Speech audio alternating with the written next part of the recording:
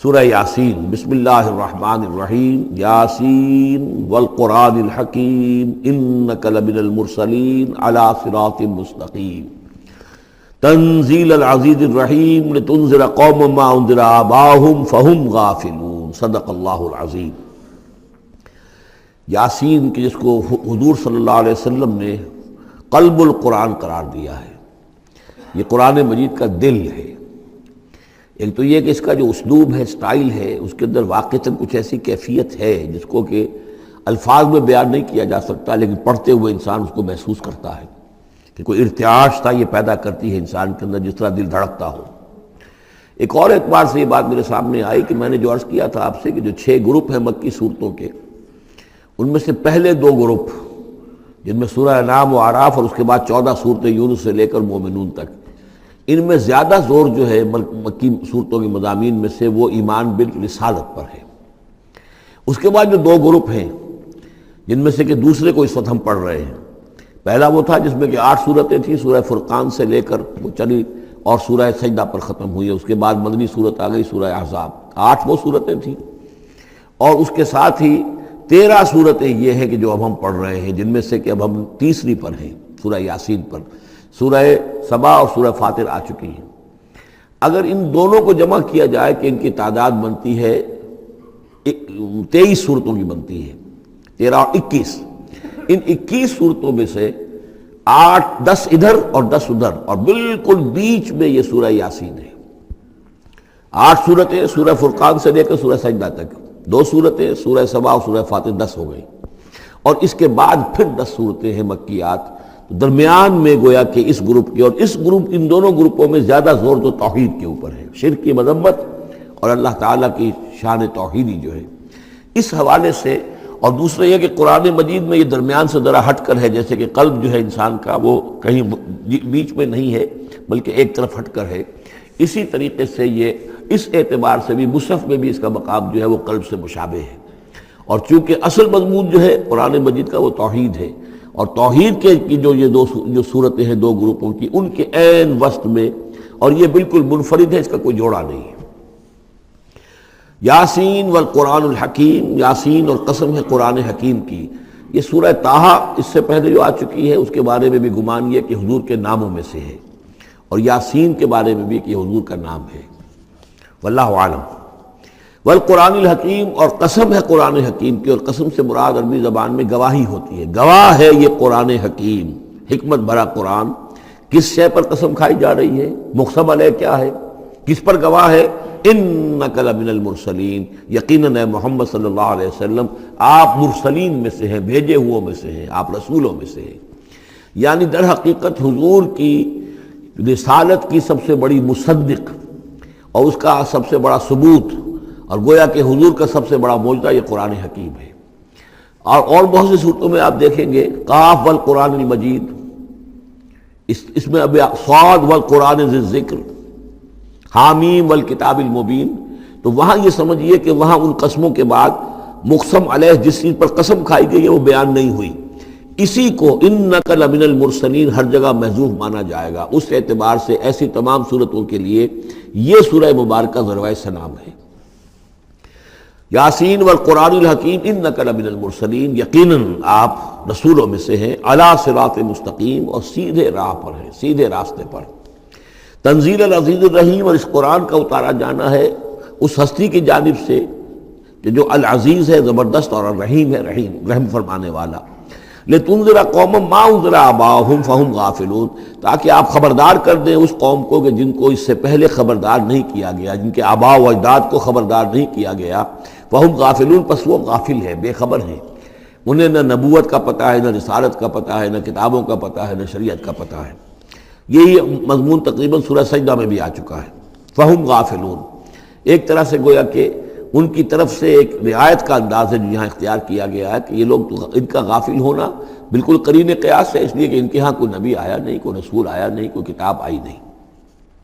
لقد حق القول علی اکثرہم، لیکن اب صورتحال یہ بن گئی ہے کہ حضور کے آنے کے بعد ان کی دعوت کو قبول نہ کر کے اب یہ اس جگہ پہنچ گئے ہیں کہ لقد حق القول علی اکثرہم، ان کی اکثریت و عذاب الہی کے مستحق ہو چکی ہے۔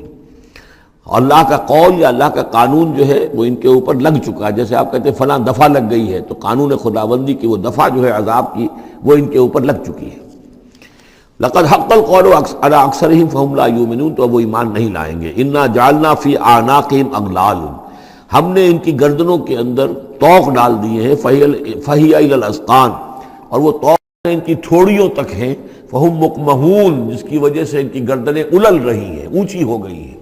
یعنی انسان سامنے دیکھے تو اسے کچھ نظر آئے گا، لیکن ان کے طوق ایسے ڈال دیے گئے ہیں کہ ان تھوڑیوں کو اوپر کر دیا ہے انہوں نے، جس کی وجہ سے ان کی نگاہیں جو ہے وہ ادھر ہو گئی ہیں، تو اب ان کو نظر نہیں آ رہا. وجعلنا من بین ایدیہم سدا، ہم نے ان کے سامنے بھی دیواریں حائل کر دی ہیں، ومن خلفہم، اور ان کے پیچھے بھی. یہ مضمون اس سے پہلے اس کے بعد بھی آئے گا اس سورہ مبارکہ میں، تو سمجھ لیجئے اس کی تعبیر یہی ہے کہ انسان کے سامنے وہ سب کچھ ہے جو آیات ہیں، آیات آفاقی.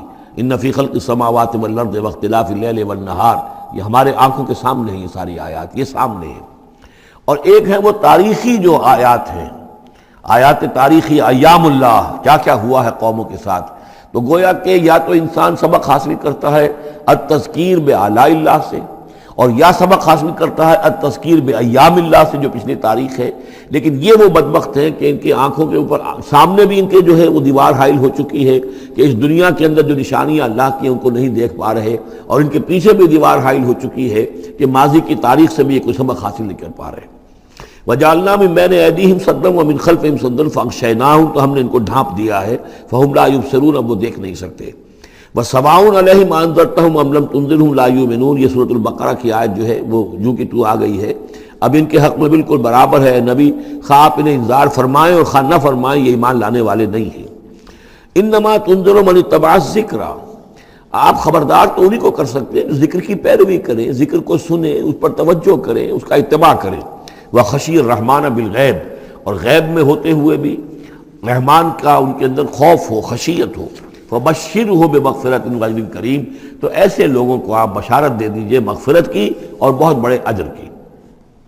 انا نحن نحیی الموتى ونکتب ما قدموا وآثارهم، یقیناً ہم ہی ہیں کہ جو زندہ کریں گے مردوں کو. انا نحن نحیی الموتى ونکتب، اور ہم لکھ رہے ہیں ما قدموا، جو کچھ کہ انہوں نے آگے بھیجا.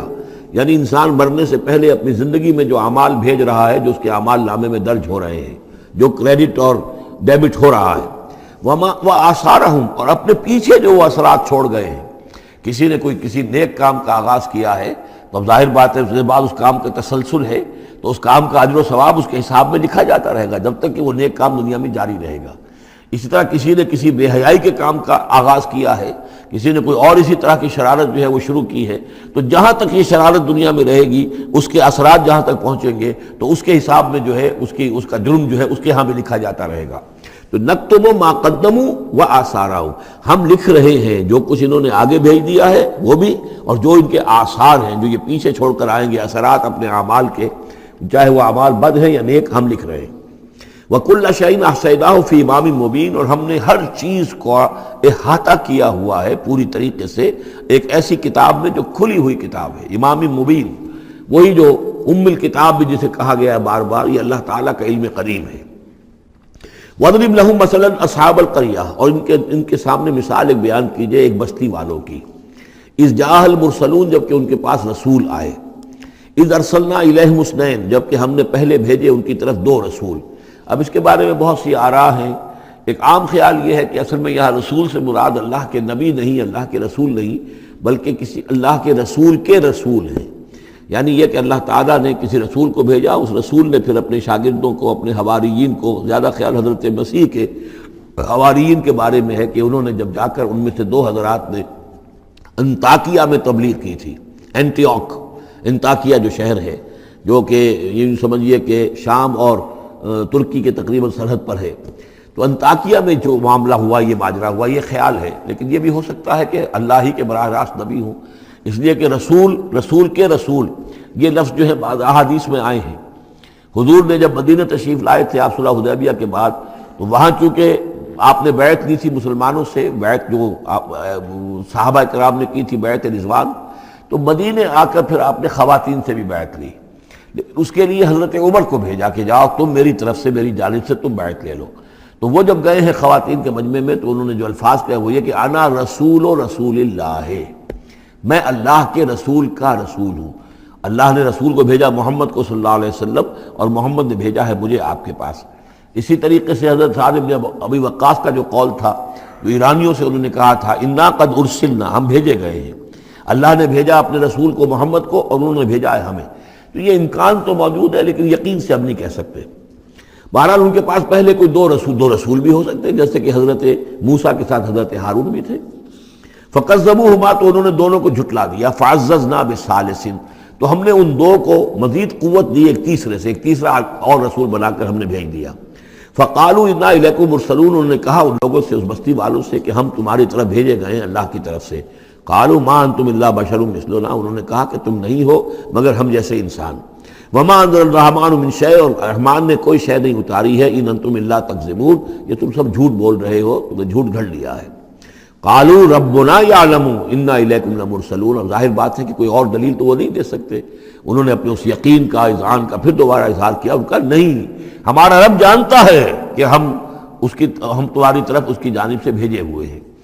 وما علینا الا البلاغ المبین، ساتھ ہی یہ بھی جان لو کہ ہماری کوئی اور ذمہ داری نہیں ہے سوائے اس کے کہ اللہ کا پیغام تم تک صاف صاف پہنچا دیں۔ قالوا انا تطیرنا بکم، ان کا کہ ہمیں تو آپ کی نحوست سے کچھ اندیشہ ہے کہ آپ لوگ جو ہے آپ کی وجہ سے ہم پر کوئی نحوست نہ آ جائے، کوئی اللہ کی پکڑ نہ آ جائے۔ انا تطیرنا بکم لئن لم تنتہوا، اگر تم لوگ باز نہ آئے جو بھی تم دعوت دے رہے ہو، لنرجمنکم، تو ہم تمہیں سنسار کر دیں گے، ولیمسنکم منا عذاب علیم، اور یا یہ کہ کوئی اور عذاب علیم تمہیں پہنچے گا ہماری جانب سے۔ قالوا طائرکم معکم، ان کا تمہاری نحوست تو تمہارے اپنے ساتھ ہے۔ این ذکرتم، تم یہ بات کہہ رہے ہو کہ تمہیں ہم نصیحت کر رہے ہیں، تمہیں نصیحت کی گئی ہے، یاد دہانی کرائی جا رہی ہے، تمہاری اپنے قلوب کے اندر یہ حقائق موجود ہیں، ذرا کبھی دیکھو۔ وفی انفسکم افلا تبصرون، ہم تو صرف یاد دہانی کرانے کے لیے آئے ہیں۔ این ذکرتم بل انتم قوم مسرفون، لیکن یہ کہ تم لوگ جو ہو بہت ہی حد سے بڑھ جانے والے ہو۔ وجاء من اقصى المدینة رجل یسعى، اب اس بستی کے لوگوں میں سے ایک شخص آیا دوڑتا ہوا، اور بستی کے پرلے سرے سے۔ قال یا قوم اتبعوا المرسلین، تو انہوں نے کہا، اس شخص نے آ کر کہا، ہے میری قوم کے لوگوں، ان رسولوں کی بات کا اتباع کرو، ان کی پیروی کرو، ان کو مانو، ان کی تصدیق کرو۔ اتبعوا من لا یسألکم اجرا، دیکھو انہوں نے تم سے کوئی اجرت نہیں مانگی، تم سے کوئی اور کسی شے کا تقاضا نہیں کیا، پیروی کرو ان کی جو تم سے کسی اجر یا اجرت کے طالب نہیں۔ وہم مہتدون، اور دیکھو ان کی سیرتیں، دیکھو ان کے کردار، دیکھو یہ لوگ جو ہے ہدایت یافتہ ہیں، ان کی شخصیتیں، ان کی سیرتیں۔ وَمَا لِيَ لَا أَعْبُدُ الَّذِي فَطَرَنِي، اور اس شخص نے، یہ بستی والوں میں سے وہ شخص ہے، انہوں نے کہا مجھے کیا سبب ہو سکتا ہے کہ میں نہ بندگی کروں اس ہستی کی جس نے مجھے پیدا کیا ہے؟ یہی تو دعوت لے کر آئے ہیں کہ خدا واحد کی بندگی کروں، تو کیا رکاوٹ ہے؟ ما لیا، کیا سبب ہو سکتا ہے لاحق مجھے کہ میں نہ پوجوں اور نہ پرستش کروں اس کی کہ جس نے مجھے پیدا کیا؟ وَإِلَيْهِ تُرْجَعُونَ، اور اسی کی طرف تمہیں لوٹا دیا جائے گا۔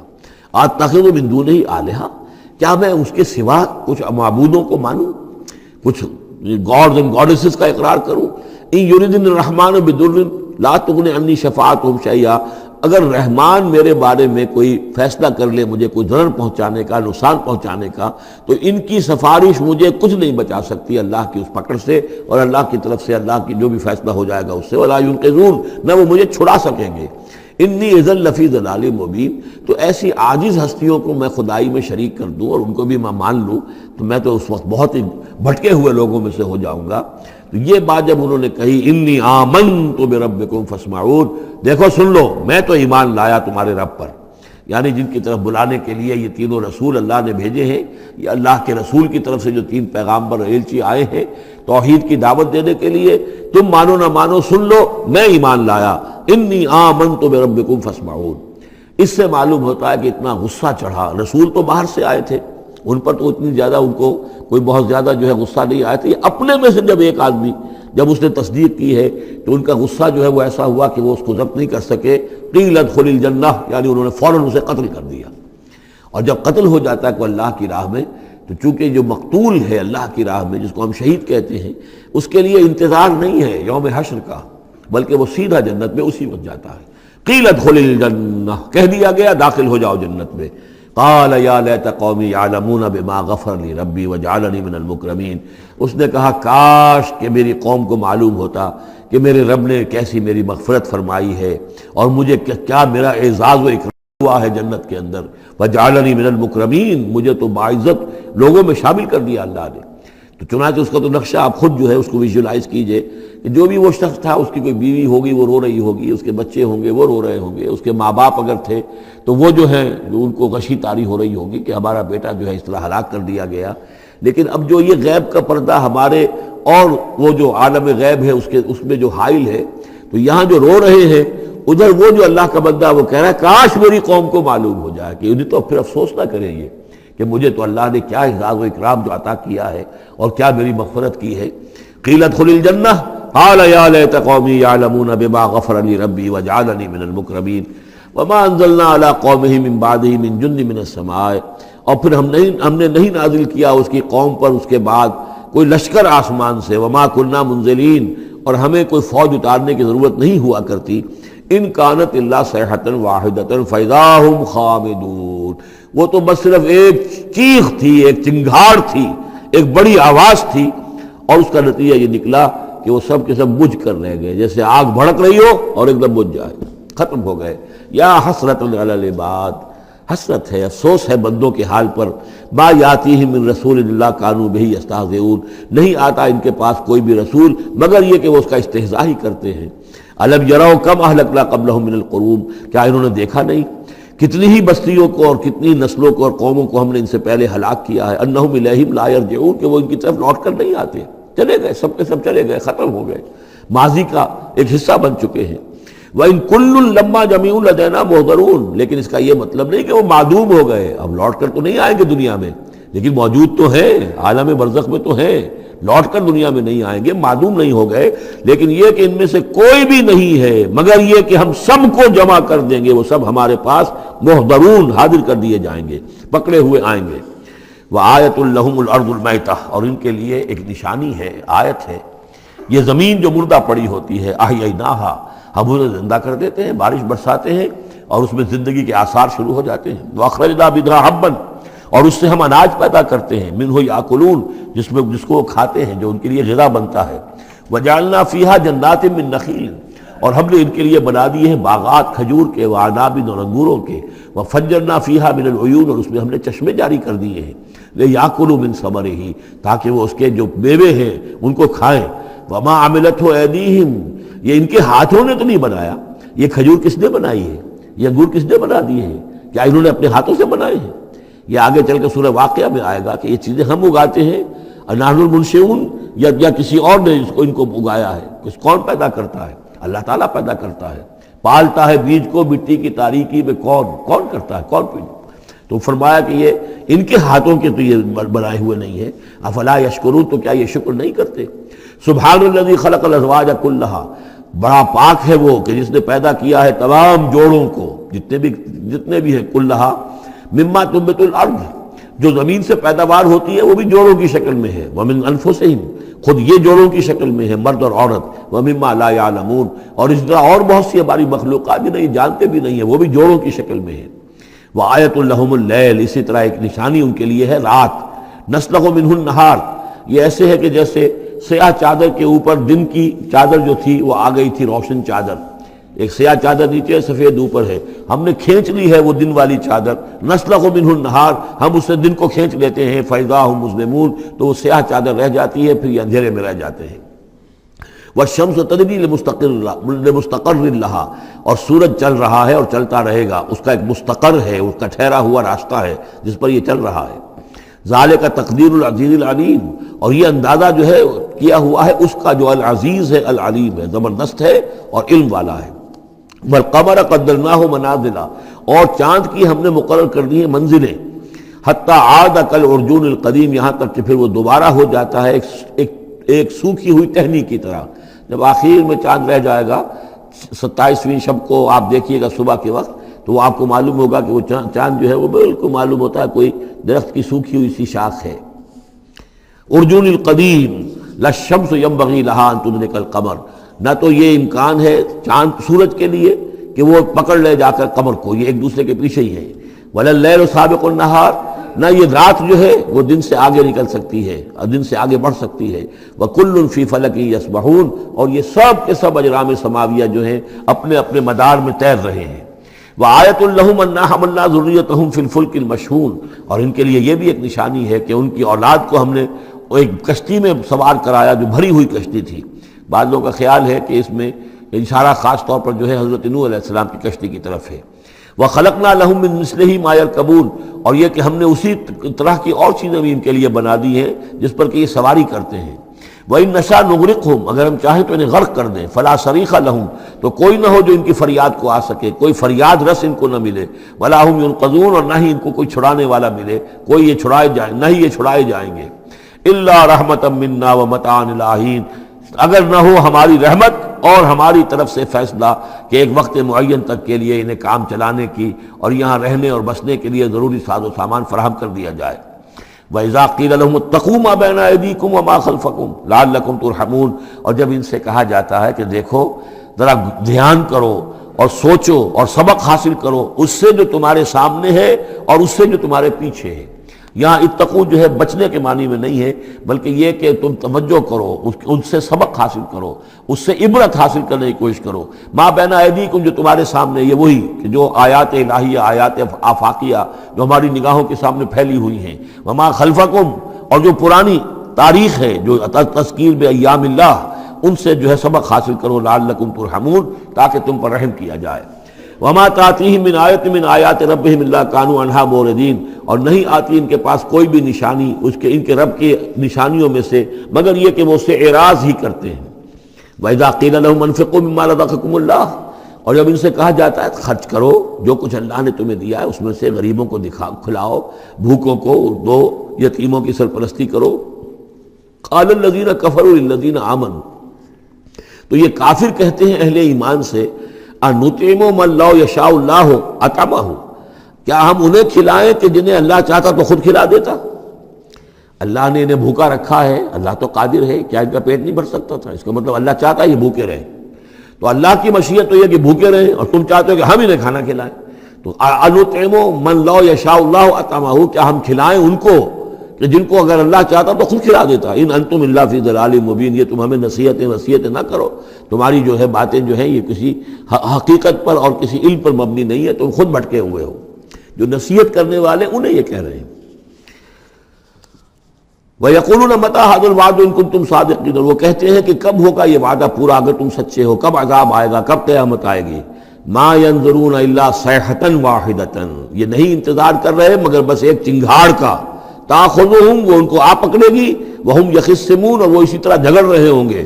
فَلَا يَسْتَطِيعُونَ تَوْصِيَةً، پھر نہ انہیں اس کی مہلت ملے گی کہ وہ وصیت ہی کر سکے، وَلَا إِلَىٰ أَهْلِهِمْ يَرْجِعُونَ، اور نہ وہ اپنے گھر والوں کی طرف لوٹ کر جا سکیں گے، وہ تو اچانک جو کا توں، جیسے کہ اس سے پہلے آیا إِن كَانَتْ إِلَّا صَيْحَةً وَاحِدَةً فَإِذَا هُمْ خَامِدُونَ، ایک چنگھاڑ تھی بس اس کے بعد وہ بجھ کر رہ گئے، جیسے آگ بجھ جاتی ہے۔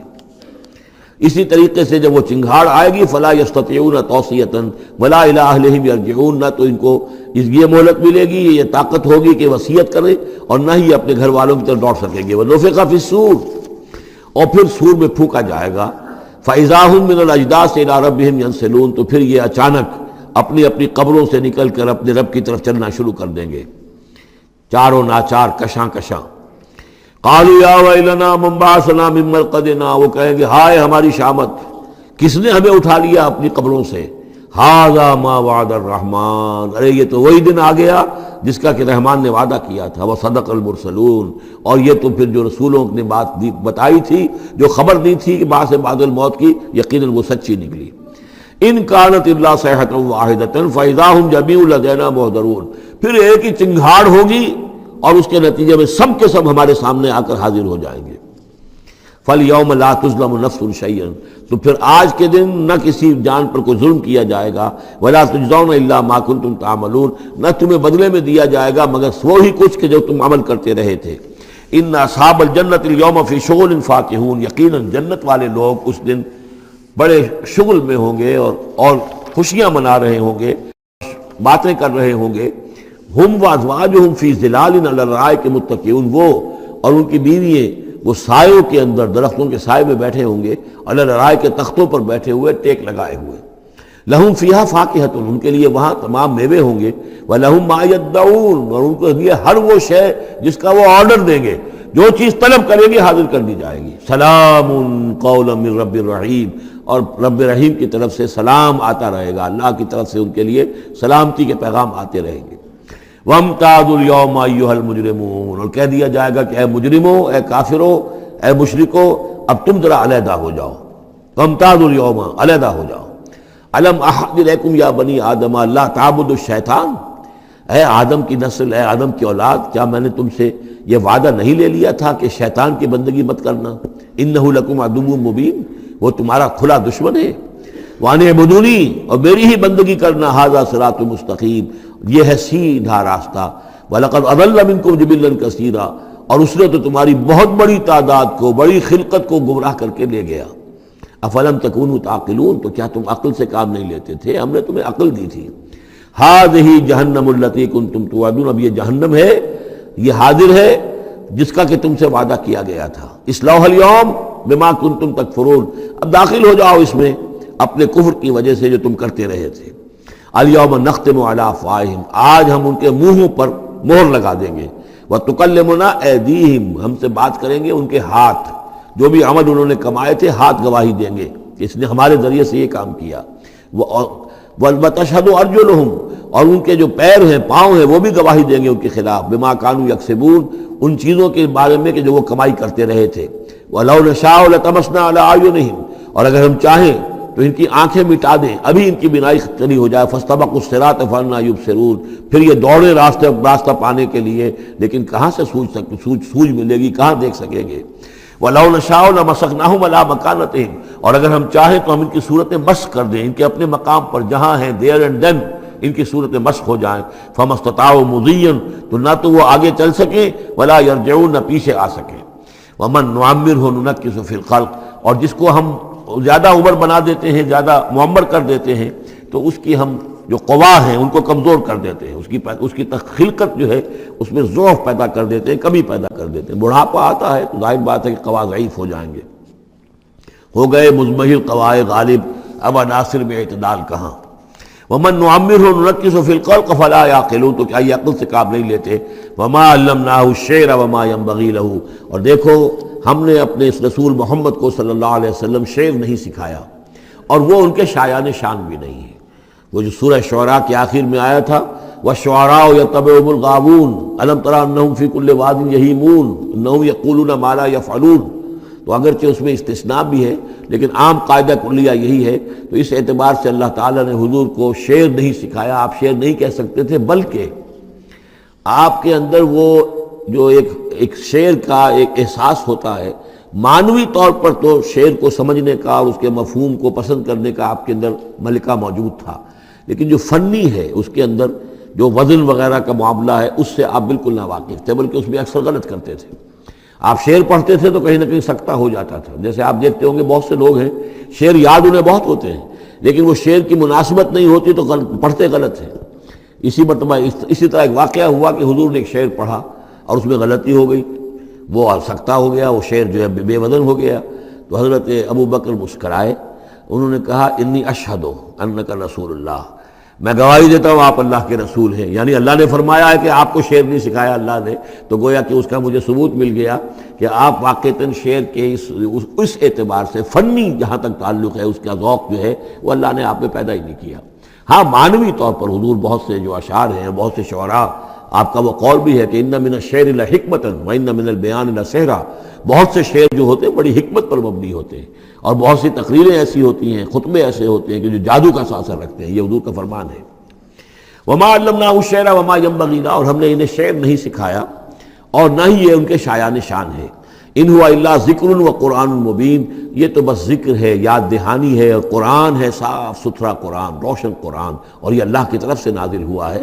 لینذر من کان حیا، تاکہ وہ خبردار کر دیں اسے جو زندہ ہو۔ اب یہاں خاص طور پر وہ جو بات میں نے بار بار کہی ہے بہت ہی کھل کر آ گئی، جو زندہ ہو۔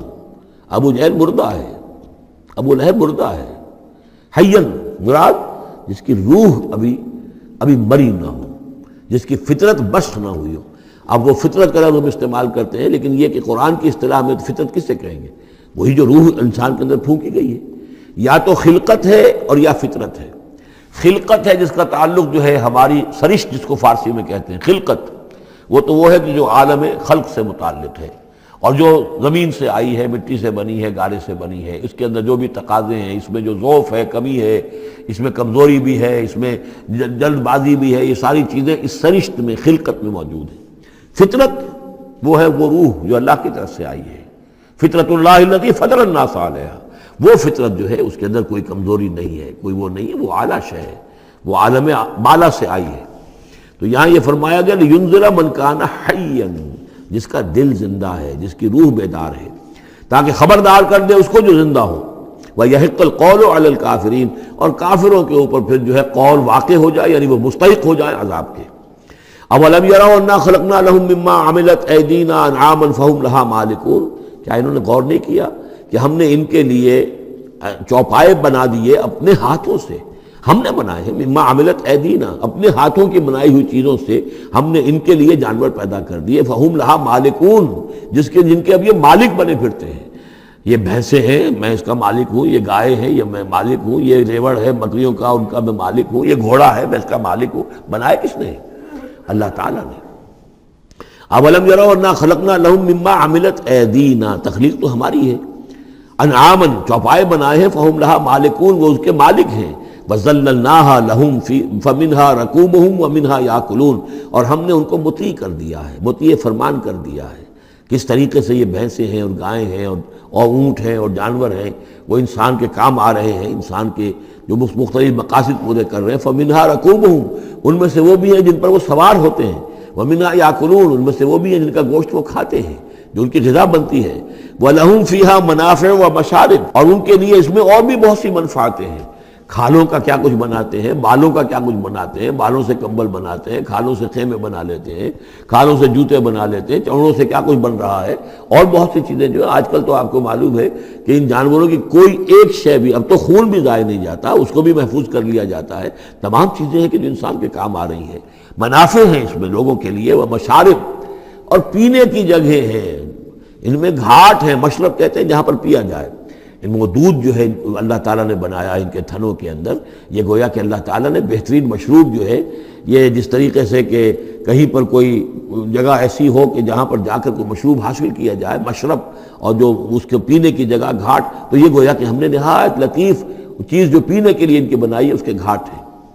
وہ جو اسماعیل میرٹھی کی نظم ہے، اس کے دو شعر مجھے مستحضر زیادہ رہتے ہیں، عام طور پر زیادہ تو نہیں ہے، کہ رب کا شکر ادا کر بھائی جس نے ہماری گائے بنائی، اس مالک کو کیوں نہ پکاریں جس نے پلائیں دودھ کی دھاریں۔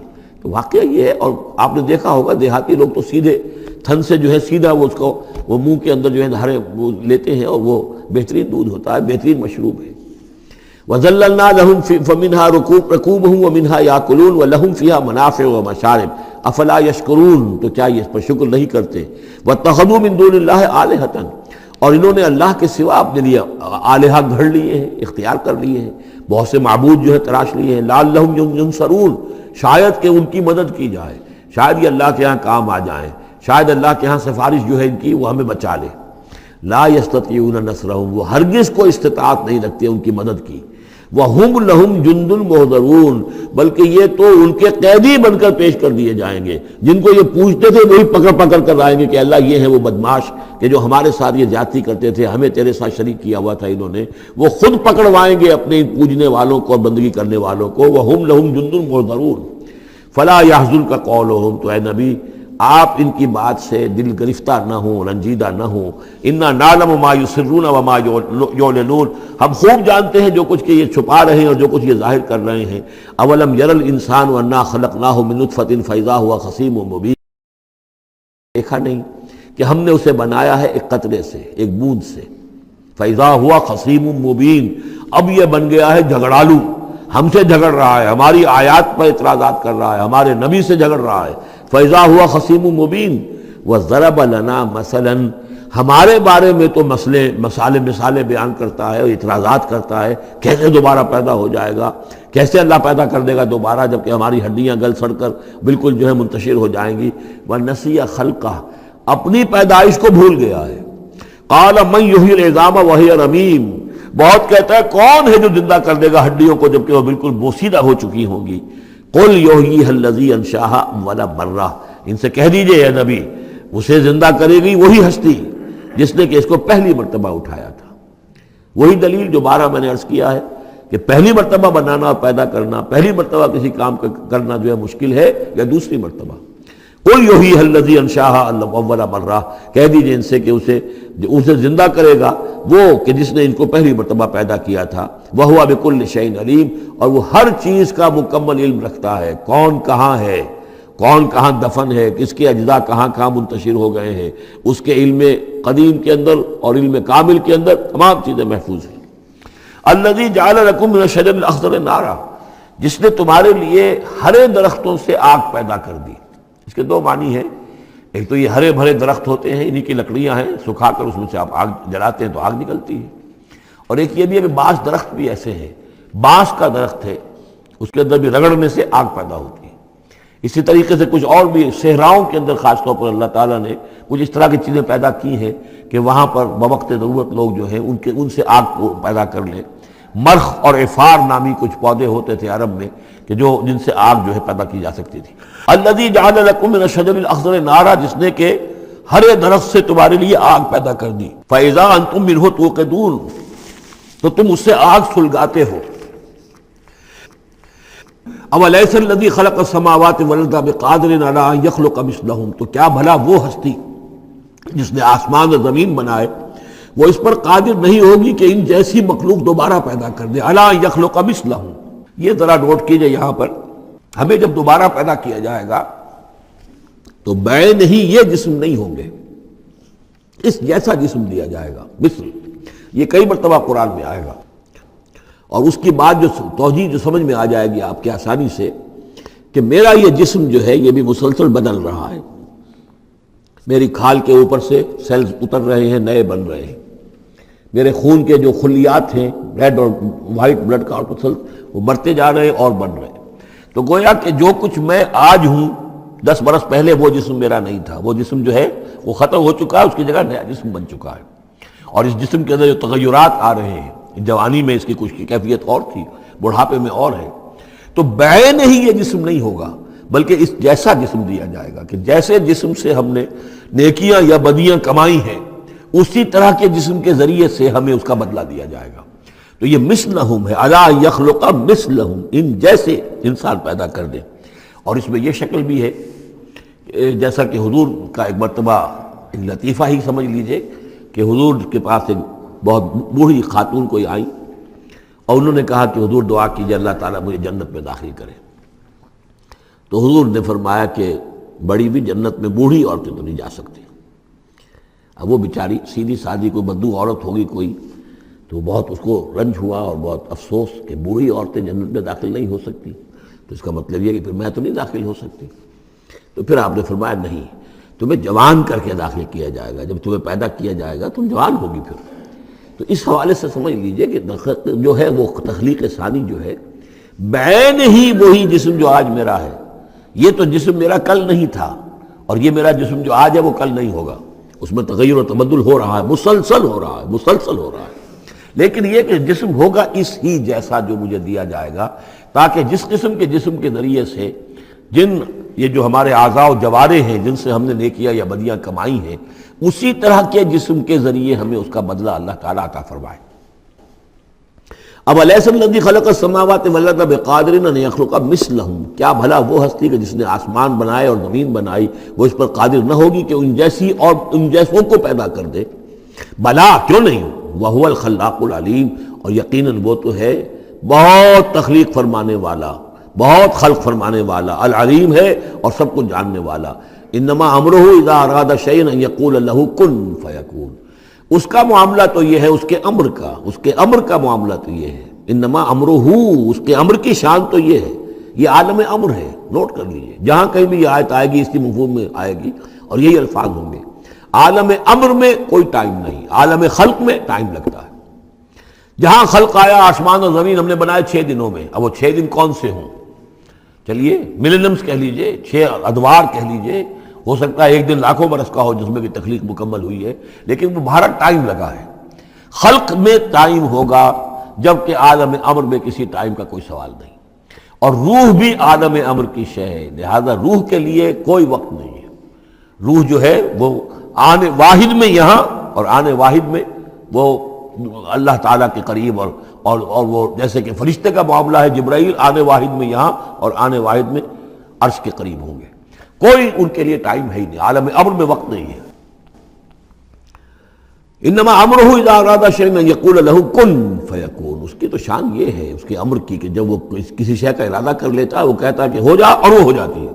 فسبحان الذی بیدہ ملکوت کل شیء، تو بڑی بابرکت ہے وہ ذات جس کے ہاتھ میں ہے، جس کے قبضہ قدرت میں ہے ہر شے کی حکومت، ملکوت کل شیء، ہر شے کی حکومت، ہر شے کا اختیار۔ وَإِلَيْهِ تُرْجَعُونَ، اور اسی کی طرف تم لوٹا دیے جاؤ گے۔